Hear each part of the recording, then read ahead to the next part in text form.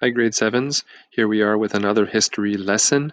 We're looking at a very important event that happened in Canadian history, and we are still looking at the time period that we call New France. And so it's still New France, very similar to all the things that we've already been learning about, except it's sort of a tragic event that happened in 1755 to a group of people called the Acadians. Acadians, we will learn in the lesson, were a group of Canadians, um, basically living in New France in the Nova Scotia area. And an expulsion means that they were kicked out, they were expelled, they were banished. Okay, so that happened in 1755, and let's learn all about who the Acadians were, why they were an important people to the formation of New France and therefore Canada, and why were they kicked out of the country. Before we do that, I want you to consider the following question. I'm going to invent a scenario, a fake scenario, okay?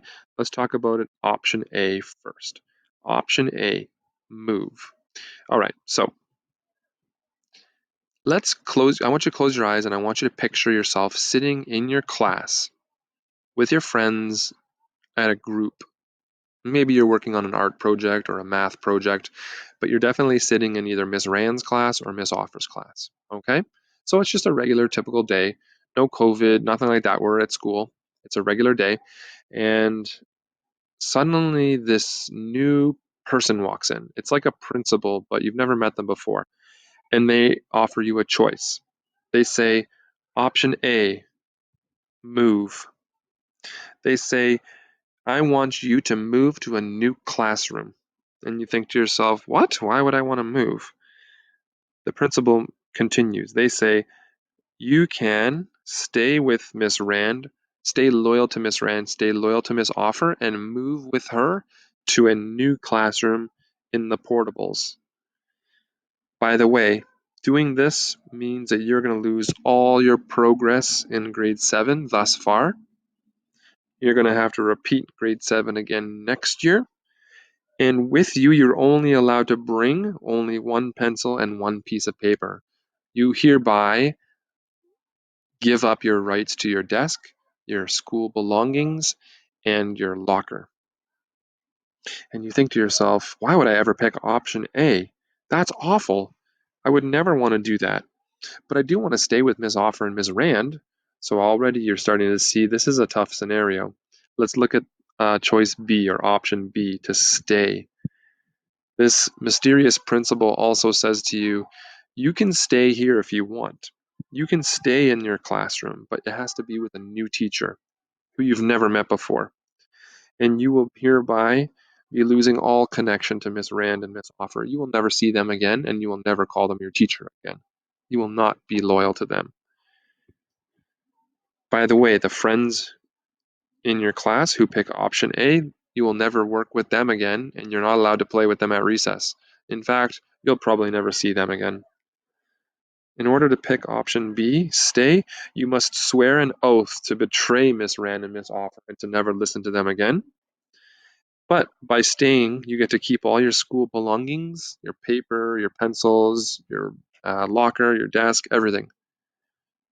Which option do you pick?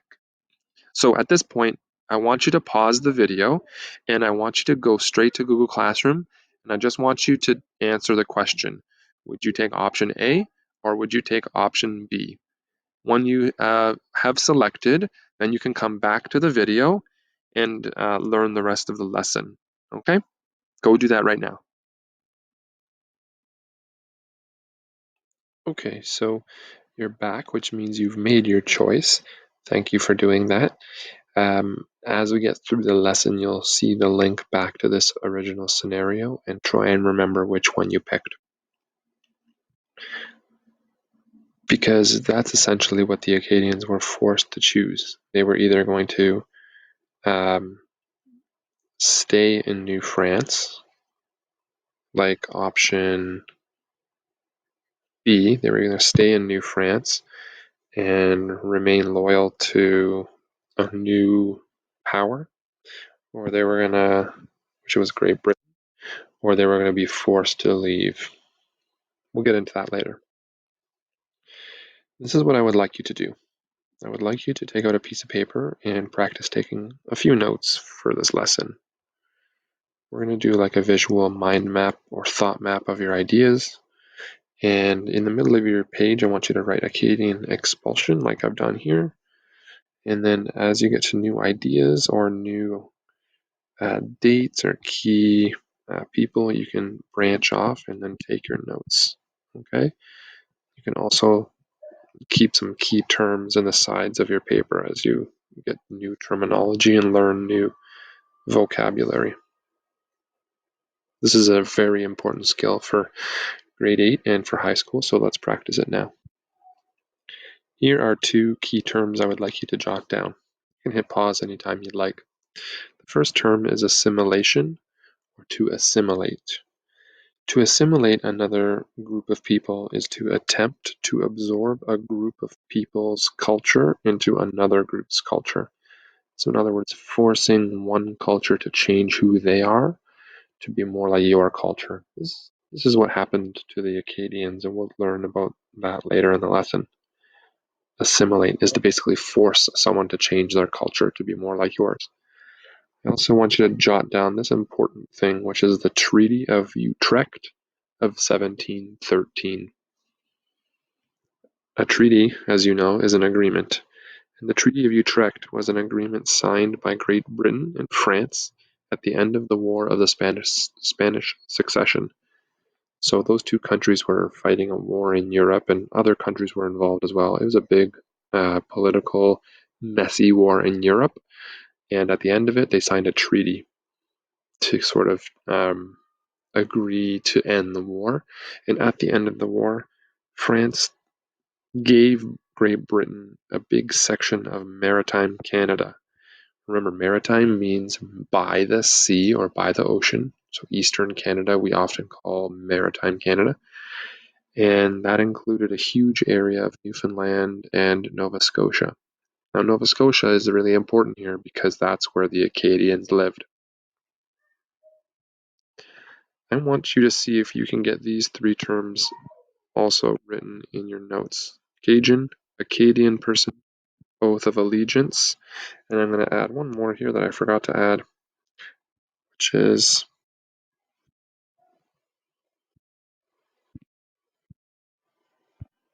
nope, I'm just going to write it down because it's not working for me here, which is the word dike. So a dike is a farming technique that we're going to learn about later on in the lesson. Okay, grade 7s, let's get started with the lesson. I hope you are in a comfortable spot and you have your notes ready to start taking notes. And feel free to pause the video at any point to jot something down. Let's learn about the story of Acadia and the historical significance behind the people that live there and were eventually kicked out.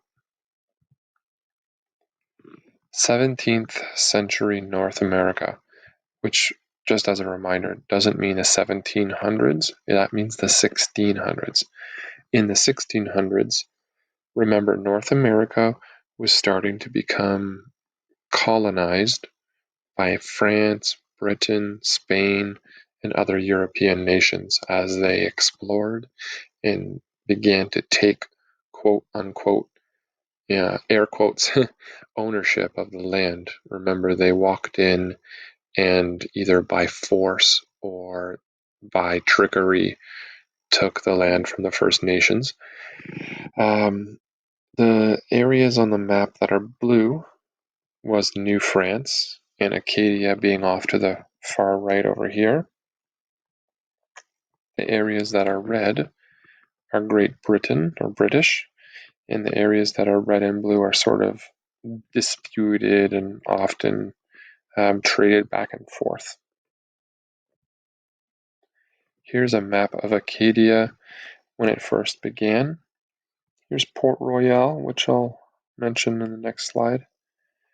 Here's Louisbourg, which is an important place because it was the location of a huge French fortress on the ocean that became really important in a war that we're going to talk about in a later lesson. And the founding of Acadia took place in 1605 with a settlement at Port Royal. It was founded by a French colonizing expedition led by Pierre de Guadamont and our friend Samuel de Champlain, who we learned about lots already. It was a great spot. They thought it was a great spot to set up a fishing industry. Here's a picture of, or a sketch that I believe Samuel de Champlain drew himself of the settlement.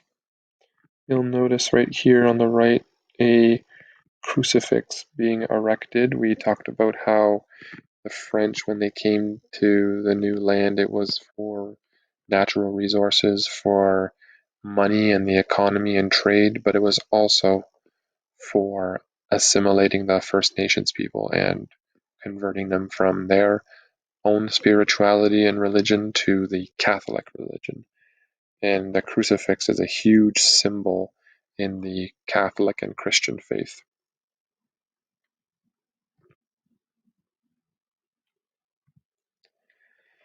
What was life like in Acadia?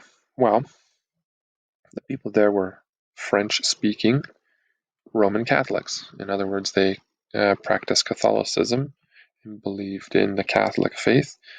And the Company of 100 Associates, which was the fur trading company, they really wanted to see Acadia grow and develop.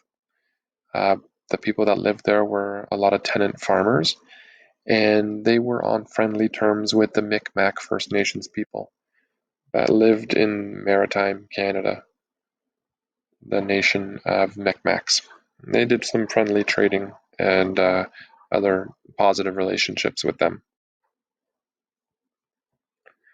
The Acadians were generally hard-working farmers. They farmed the land, and they were very successful at it. There was one big problem with Acadia and its location. It was nice being close to the ocean because of transportation, and like I said earlier, it was a good base for fishing operations. But when you live in an area that is below sea level, like Acadia was, there's a big problem. When the tides rise, the salt water enters the topsoil, and that salt really hurts the crops that farmers grow. It almost essentially kills the soil. So, as a community, the Acadians worked really hard to solve that problem. We'll talk about that in a minute. The Acadians lived in isolation for the most part. They isolated themselves from the wars that were going on between the British and the French.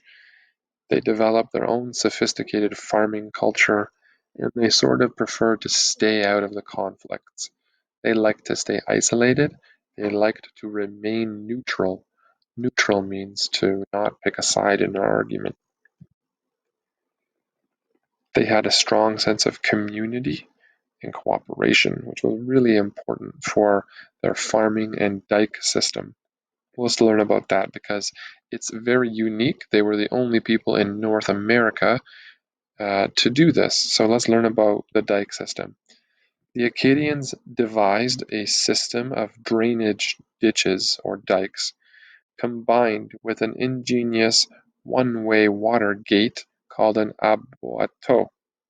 The aboiteau was a hinged sort of door or valve in a dike which allowed fresh water to enter but would not allow salt water to come in. Here's a picture of sort of a cross section of what it might have looked like. This was important to keep the topsoil free from salt water and usable for farming crops. It was quite a complicated and elaborate system. This was all done by hand using shovels and pickaxes and wooden, like construction of wooden contraptions. This was before computers, before GPS technology, before engineering with cranes and tractors. This was all done by hand. And really, if you think about it, what's interesting about this too is our connection to grade 7 geography class when we did our projects about the land reclamation. This is actually a very simple and I guess rudimentary process of land reclamation, because what you're doing is not that you're taking um,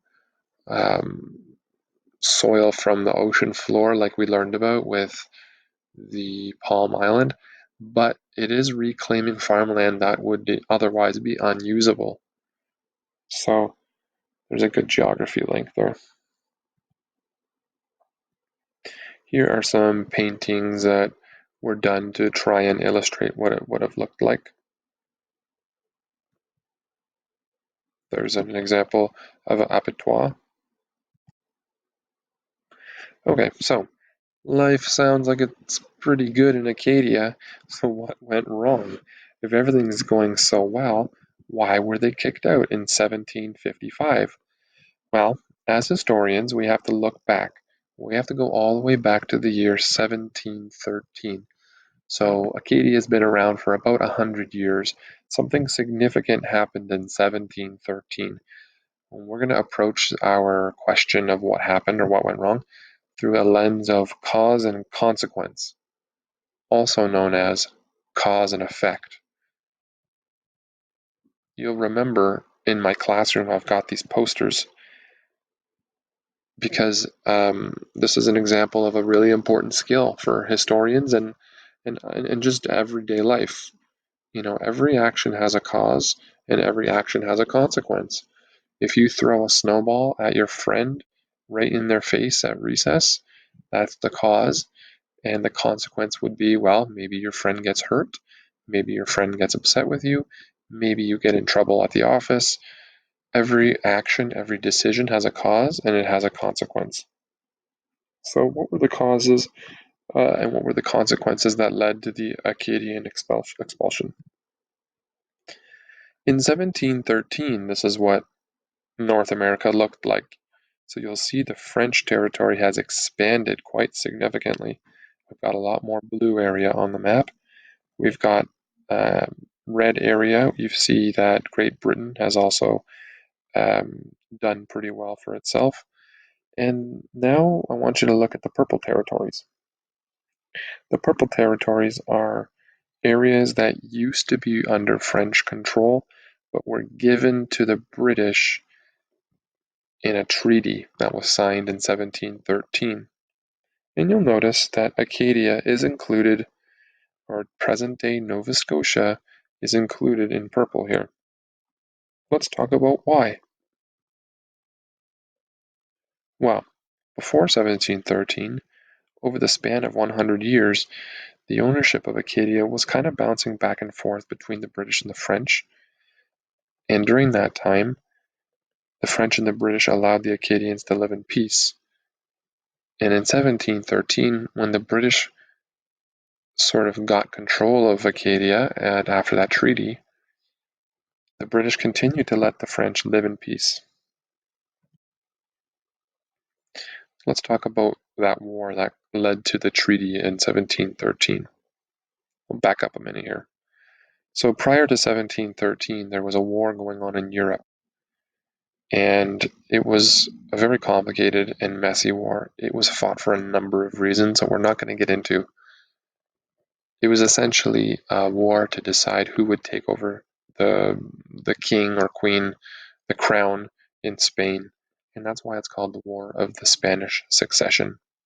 This was a major cause for what happened to the Acadians, because without the war, there would have never been the treaty to end the war. Remember, a treaty is an agreement signed between two different people to come to an agreement. usually at the end of a disagreement, to sort of write down the terms of the peace. You might be asking yourself, what's Utrecht and what does that mean? Well, in history, anytime a treaty was signed, they would name the treaty after the city in which it was signed. So if, let's say, there was a war and the politicians from Canada and from the United States, let's say Canada and the United States got in a war in 2020, and they signed a treaty in Stouffville, it would be called the Treaty of Stouffville 2020. So this is the Treaty of Utrecht 1713. It ended the War of Spanish Succession, and it was signed in a city in the Netherlands called Utrecht. This was a short-term consequence of that war, or short-term effect. So because of the war, there was a treaty happened right after in the short term. This is a picture of the actual treaty itself. It's written in Spanish. And English as well. And the treaty, in the treaty, when they were deciding what they were going to do to sort of come to a peace, France said, all right, my bad, we messed up in this war. To say sorry to Great Britain, we will give you those purple areas on the map. We'll give you the Hudson's Bay territory over here. We'll give you Newfoundland, and we'll give you Nova Scotia, which wasn't called Nova Scotia and Newfoundland at the time, by the way, but anyway, let's pretend it was. And so the British took control.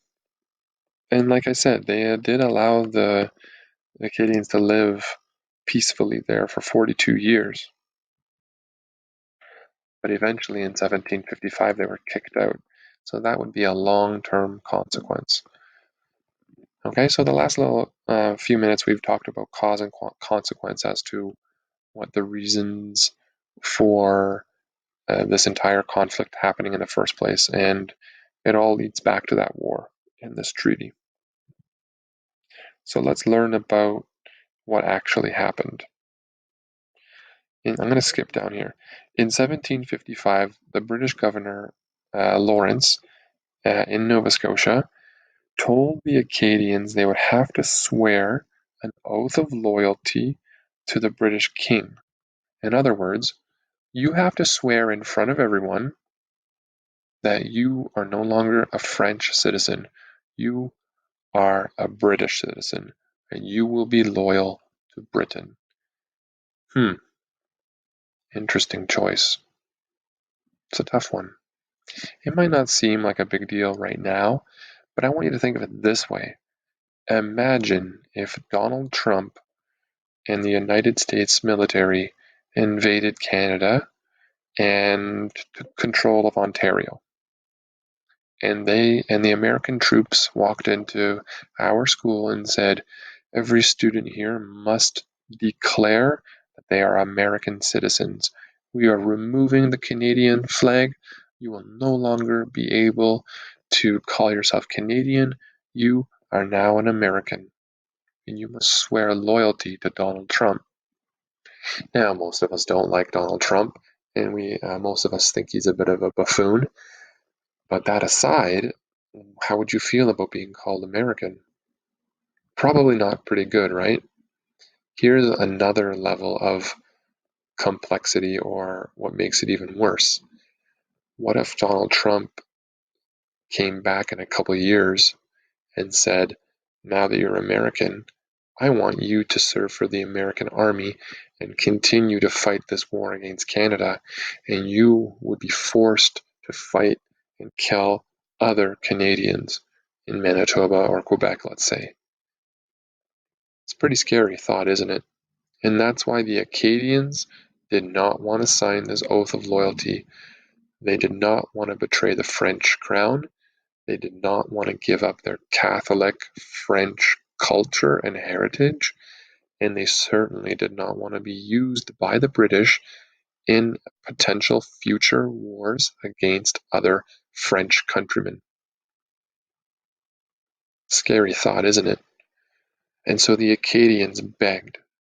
They said, please leave us out of it. Please let us remain neutral. Don't make us pick a side. The British sort of hummed and hawed for a little while, but eventually they made them make a choice. They called them to a town meeting in a church, and Governor Lawrence announced that the Acadians would be forcibly removed if they refused to swear loyalty, and that all their property would be taken by the British. You would lose your farm, lose all your cattle, lose your furniture, everything, if you don't swear right here, right now. And so a lot of the Acadians finally decided to swear their oath. And unfortunately, in the end, even though they signed the oath, they were kicked out anyway. Which, as you can imagine, really upset the Acadians. This was a bit of a betrayal by the British. And the video that I want you to watch, there's two videos at the end of this, and there's a really good scene where this is reenacted. So I really wanted to make sure that you watch that. So this great deportation or expulsion, the British soldiers moved in and they herded the Acadians onto British boats or ships, and they could only take what they could carry.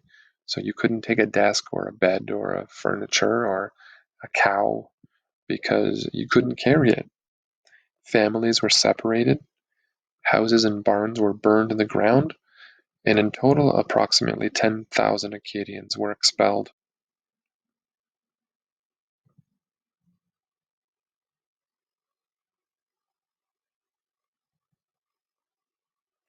Where did the people go?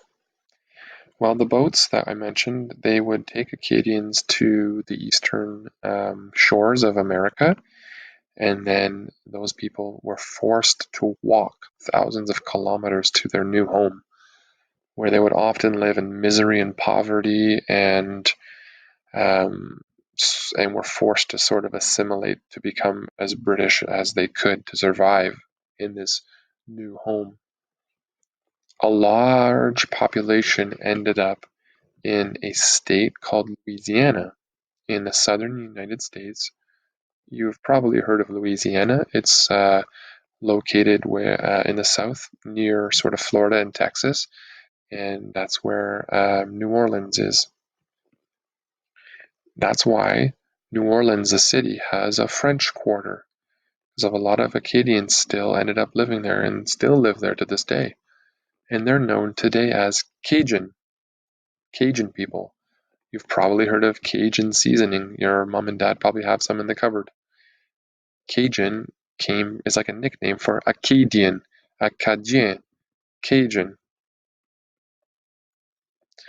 Some Acadians ended up going back to France, and some stayed in Quebec. Um, of the 10,000 people that left, 1/3 of them ended up dying, unfortunately, due to disease or starvation during this very difficult time of having to relocate.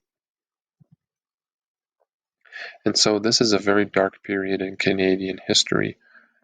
We think of Canada as a very peaceful place where this type of thing would not happen. But actually, if you go back to 1755, 100 years before Canada became an official nation, we were involved in some pretty dark stuff. And this was led, of course, by the British at the time, and it's a dark period in our history. And think back to the scenario of option A and option B that we did earlier in the lesson. The Acadians, although they were a peaceful group of innocent people, were forced into what we call a lose-lose scenario. In other words, whether you picked one or the other, you were going to lose either way. Remember, 10,000 people were deported, and as many as 1/3 of that would die from disease or starvation. And this is a horrible example of how assimilation policies can go too far and be too violent. Remember option A? That was sort of the people that decided that they wanted to stay loyal to the French. They would lose everything. Remember option B? Those who swore the oath? the benefits were that you got to stay and keep your stuff, but you would feel like a traitor. Turns out most of them were expelled anyway, even if they did sign the oath. But I hope you sort of learned a little bit during that exercise in trying to make an impossible decision, a lose-lose decision. Okay, and that's the end of the lesson. So what's next for you for this week? Now you've watched the video lesson number 1. That's done. Next, I'd like you to read the 3 textbook pages that I posted and take some notes. In the notes that you've been taking now, just add to them. Make sure you get them done. It's a good skill to practice, and you don't have to turn it in. Just do your best. I want you to watch a 2-minute Heritage Minute video, and then I want you to watch the Canada A People's History video. I want you to move the timer to 35 minutes and 49 seconds, and then watch it to the end. I don't need you to watch the whole video. It's like an hour long. Just watch I think it's like 12 minutes at the end of the video that deals specifically with the Acadian expulsion. And then there's a little Acadian expulsion exit ticket. It will take you 5 minutes. Okay, if you have any questions, please be sure to drop into my office hours or send me an email. I hope you enjoyed the